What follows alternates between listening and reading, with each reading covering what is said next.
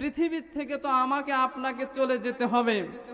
মৃত্যুর পূর্বে আমাদেরকে অনেক যারা একটুকুন টাকা পয়সার মালিক তারা মানুষকে আইসিতে রেখে দেয়। মৃত্যু না হওয়া পর্যন্ত সেখান থেকে বের করে না। ঘন্টায় 2000 করে টাকা নেয় ডাক্তারেরা। আইসির ভিতর ঢুকলি একবার যে ঢোকে মৃত্যুবরণ না করা পর্যন্ত তাকে সেখান থেকে বের হওয়ারে না। কিন্তু বাংলাদেশে একজনই বের হয়েছে, সেটা হলো ওবায়দুল কাদের। বের হয়ে যাওয়ার মশাম হয়েছে ভাই, খালি খেলবার চায়। সম্মানিত উপস্থিতি, আল্লাহ পাক বলেন, এ পৃথিবীর মানুষেরা শোনো, ইন্না বাতশা রাব্বিকা লাশাদীদ, আমি আল্লাহর ধরা বড় শক্ত ধরাম। পৃথিবীর জমিনে যতই রাজা বাদশা থাকো না কেন, যতই জালিম থাকো না কেন, এ পৃথিবীর মানুষেরা শোনো, আমি আল্লাহর ধরা বড় শক্ত ধরাম। আমি আল্লাহ রব্বুল আলামিন ছাড় দেই কিন্তু ছেড়ে দেই না। আমি আল্লাহ রব্বুল আলামিন ছাড় দেই কিন্তু ছেড়ে দেই না। পৃথিবীর মানুষের শোনো, যেদিন আমি আল্লাহ তোমাকে ধরব, ওয়ালা ইউআক্কিরুল্লাহু নাফসান ইযা জাআ আজালুহা, আমি আজরাইল যেদিন তোমার ঘরের দরজায় পাঠাইয়া দিব, সারা পৃথিবীর মানুষ যদি একত্রিত হয়, আমার আজরাইল থেকে তোমাকে কেউ কিন্তু রক্ষা করতে পারবে না, কেউ পারবে না।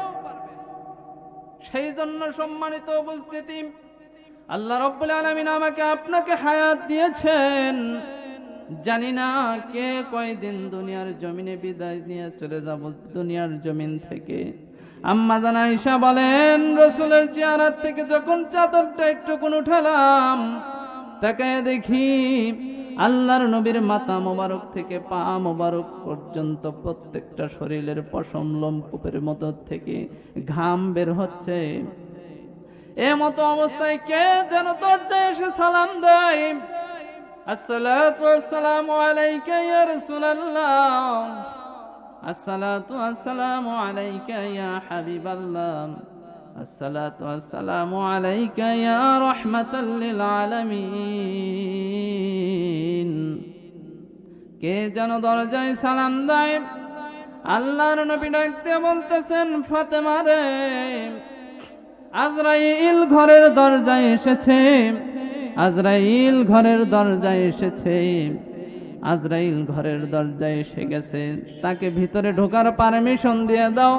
ফাতেমা রাদিয়াল্লাহু তাআলা আনহা ডেকে ডেকে বলতেছেন, ওগো আব্বাজান, না না, পারমিশন দেওয়া হবে না। আপনি যখন পৃথিবীর থেকে যদি বিদায় নিয়ে চলে যান, আমার ইমাম হাসান হুসাইন কার কাছে যায় প্রবোধ নেবে এরকম মানুষ নাই। ওগো আব্বাজান, আমার ইমাম হাসান হুসাইন যখন খোদার যন্ত্রণায় ছটফট করতাম, আমি আমার ইমাম হাসান হুসাইন দুই ভাইকে কোলে করে নিয়ে এসে আপনার চেহারাটা দেখাইতাম। আপনার চেহারাটা দেখানোর সাথে সাথে আমার ছেলে পেলেরা খোদার কথা বলে যেত। জোরে বলেন সুবহানাল্লাহ।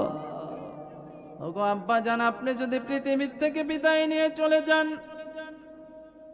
আমার ইমাম হাসান হুসাইন কার কাছে যাইয়া প্রবোধ নিবে এরকম মানুষ দুনিয়ার জমিনে আর নাই।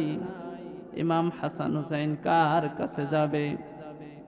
না, পারমিশন দেওয়া হবে না, পারমিশন দেওয়া হবে না। আল্লাহর নবী ডাক দিয়ে বললেন, ফাতেমা রে, আজরাইল পারমিশন দেওয়া লাগে না, যখন হুকুম হয়ে যায় ধরে ফেলায়। কিন্তু আমি বিশ্ব নবী রাহমাতাল লিল আলামিন, আমার সম্মান মর্যাদা এত বেশি, আমার সম্মান মর্যাদার জন্য আজরাইল পারমিশন চাচ্ছে। পৃথিবীর জমিনে আর কোনোদিন কারোর কাছে আজরাইল এসে পারমিশন চাবে না, পারমিশন দিয়ে দাও। আল্লাহ রাব্বুল আলামিন বললেন, আজরাইল প্রকাশিত হয়ে যাও আমার ফাতেমার সামনে, না হলে তো আমার নবীর কথা মিথ্যা হয়ে যাবে, কারণ আজরাইলকে তো দেখা যায় না। যেই মানুষটা পৃথিবীর থেকে বিদায় নিয়ে কবরে চলে যায়, যেই মানুষটা পৃথিবীর থেকে বিদায় নিয়ে কবরে চলে যায়, সেই মানুষটা একমাত্র আজরাইলকে দেখতে পারে, তাছাড়া আর কেউ দেখতে পারে না। ও আজরাইল, তুমি প্রকাশিত হয়ে যাও। আজরাইল আলাইহিস সালাতু ওয়াস সালাম প্রকাশিত হয়ে গেলেন। আজরাইল আলাইহিস সালাতু ওয়াস সালাম প্রকাশিত হয়ে গেলেন। আজরাইল আলাইহিস সালাতু ওয়াস সালামকে দেখিয়া ফাতেমা রাদিয়াল্লাহু তাআলা আনহা ঘরের মধ্যে দৌড়াইয়া যায়, বলতেছে, গো আব্বাজান, এমন আকারের মানুষ জিন্দেগিতে আমি কোনোদিন দেখি নাই। পা মাথায় এত বড়, জিন্দেগিতে আমি যতদিন দুনিয়ার জমিনে বিচরণ করেছি আব্বাজান, এমন আকারের মানুষ আমি তামাম মক্কা মদিনায় একটাও দেখি নাই। আল্লাহর নবী বহু কষ্টে ঘাড়টা ঘুরাইয়া ডাক দিয়া বলতেছেন, মা হাযা মালাকুল মাউত, ও মা আজরাইল এসে গেছে। সেই জন্য কবি বলেছেন, জিন্দেগি তোর যাইরে ফাঁকি দিয়া রে সোনার আদম, জিন্দেগি তোর যাই ফাঁকি দিয়া। ও আদম রে, পাক ধরিয়া গেছে দাড়ি, দন্ত আছে গোটা চারি, সমন যেন গিয়াছে ঘুরিয়া রে সোনার আদম, জিন্দেগি তোর যাই ফাঁকি দিয়া।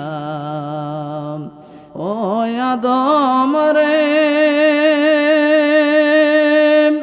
কামিনী রই কোলেতে কাল ঘুমেতে রইলি তুই, সারা নিশি কাটাইলি তুই ঘুমাইয়া ঘুমাইয়া রে সোনার আদম, জিন্দেগি তোর যাই ফাঁকি দিয়া। আমার আপনার জিন্দেগিটা, আমার আপনার হায়াতটা দিনে দিনে শেষ হয়ে যাচ্ছে। আমার আপনার জিন্দেগিটা পিছনের দিকে তাকাইলে মনে হয় আর একদিন হয়তো দুনিয়ার জমিনে এসেছি, হয়তো হায়াত থেকে 50-60 বছর চলে গেছে।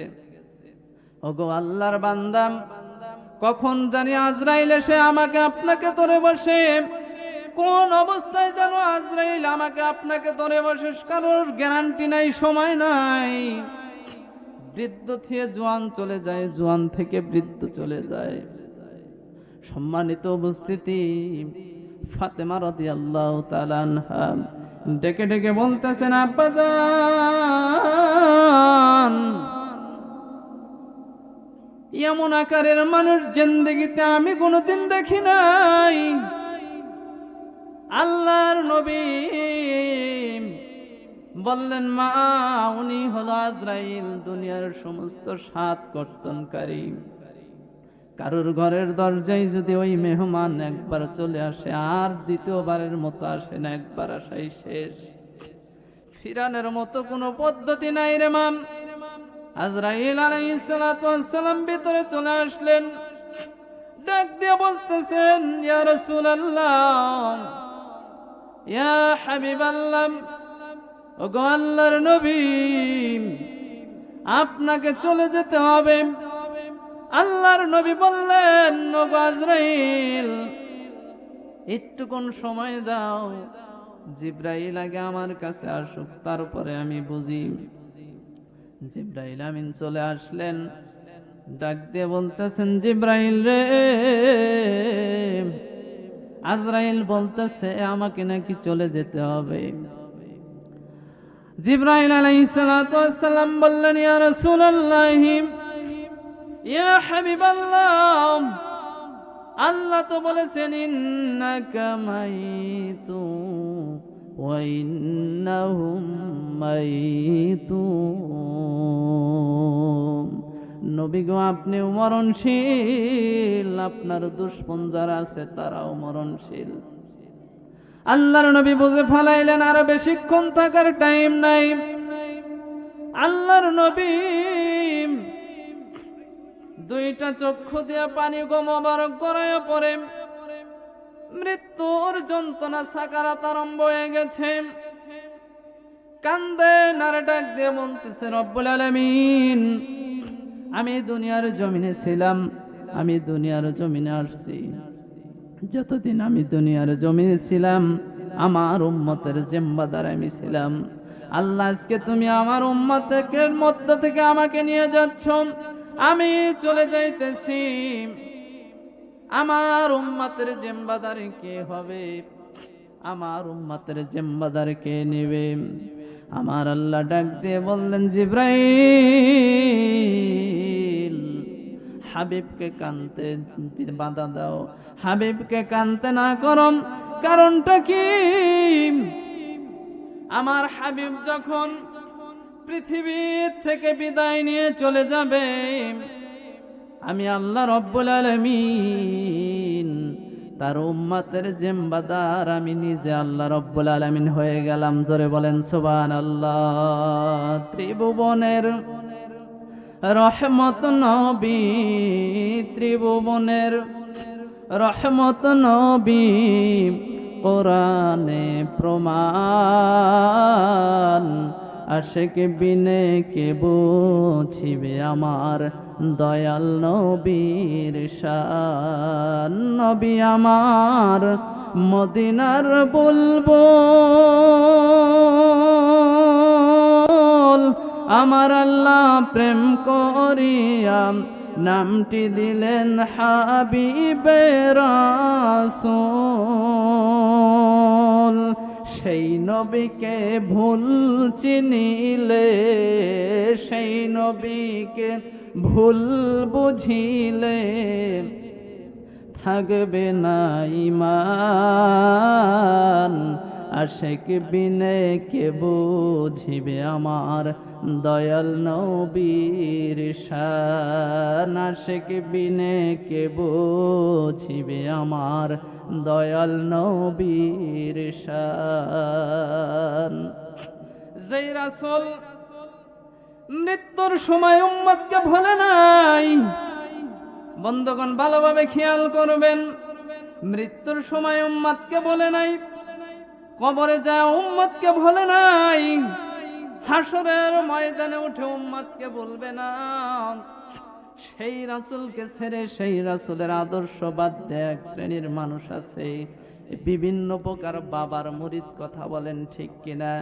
এক ওয়াক্ত নামাজ নাই, কালাম নাই, কাজ দেওয়া যাওয়া যায় না, শুধু লম্বা লম্বা মোসলাক নাই, সেটার নাম মারফত নাম। লুঙ্গি বাদ দিয়ে ধুতি পরার নাম মারফত নাম। লম্বা লম্বা চুল রাখার নাম মারফত নাম। মারফত হলো একটা সূক্ষ্ম জিনিস। ওগো আল্লাহর বান্দা, শরীয়ত বাদ দেয়া যদি কোনো মানুষ মারফত মানে, শুধু শরীয়ত বাদ দেয়া যদি শুধু কোনো মানুষ মারফত মানে, শরীয়ত বাদ দেয়া মারফত মানে, ওই মানুষটা হলো কাফের। জোরে বলেন কি? শরীয়ত বাদ দেওয়া যাবে, শরীয়ত বাদ দেয়া যতই বাবার মুরিদ হন, জীবনে কোনোদিন কাজে আসবে। আমার ভাইয়েরা, আল্লাহর নবী, বিশ্ব নবী, রাহমাতুল লিল আলামিন, বিদায় মুহূর্তে আজরাইল আলাইহিস সালাতু ওয়াস সালামকে ডাক দিয়ে বললেন, আজরাইল রে, যেহেতু চলে যেতে হবে, আর বেশিক্ষণ সময় নাই, চলে যেতে হবে আজরাইল, চলে যেতে হবে, আর বেশিক্ষণ সময় নাই। আর উম্মতের প্রতি একটা কথা লক্ষ্য করে বললেন, as-salat as-salat ওয়া মা মালাকাত আইমানুকুম। উম্মতের আমার রে, যেখানে যে অবস্থায় থাকো না কেন, আমি নবী বিদায় নিয়ে কবরে চলে যাচ্ছি, কিন্তু উম্মতেরা রে আমার শোনো, as-salat as-salat ওয়া মা মালাকাত আইমানুকুম, নামাজ নামাজ নামাজ। উম্মতেরা রে আমার, নামাজটা কখনো ছেড়ে দিও না। কারণটা কি? আল্লাহর নবী যখন মেরাজে চলে গেলেন, আল্লাহর সাথে সব সময় দিদার করলেন। আল্লাহ রব্বুল আলামিনের সাথে দিদার করার পরে যখন চলে আসবেন, আল্লাহর নবী ডাক ফুপিয়ে ফুপিয়ে কান্দেন, আরশের পায়া জড়িয়ে ধরে কান্দেন আর ডাক দিয়ে বলেন, রব্বুল আলামিন, আমি তোমাকে সামনাসামনি দেখলাম, আমি তোমাকে দেখে আমার অন্তরটা জুড়াইলাম, অন্তরটা নিবারণ করলাম। রব্বুল আলামিন, আমি তোমাকে দেখে চলে গেলাম, কিন্তু আমার উম্মত তোমাকে দেখলো না, এরকম নবী আমি না। রব্বুল আলামিন, আমার উম্মতের সাথে তুমি কেমনে দেখা দিবা? আমার আল্লাহ রব্বুল আলামিন ডাক দিয়ে বললেন, ইয়া রাসূলুল্লাহ, ইয়া হাবিবাল্লাহ, রাহমাতাল লিল আলামিন, তোমাকে আমি সবচাইতে বেশি ভালোবাসি, আর তুমি আমার দরবারে আবদার করেছো, এটা হবে না, না সেটা হবে না। তুমি আমার দরবারে আবদার করেছো তোমার উম্মতের সাথে আমি দেখা দিব, সেটা কেমনে? সেটা হলো আসসালাতু মিরাজুল মুমিনিন।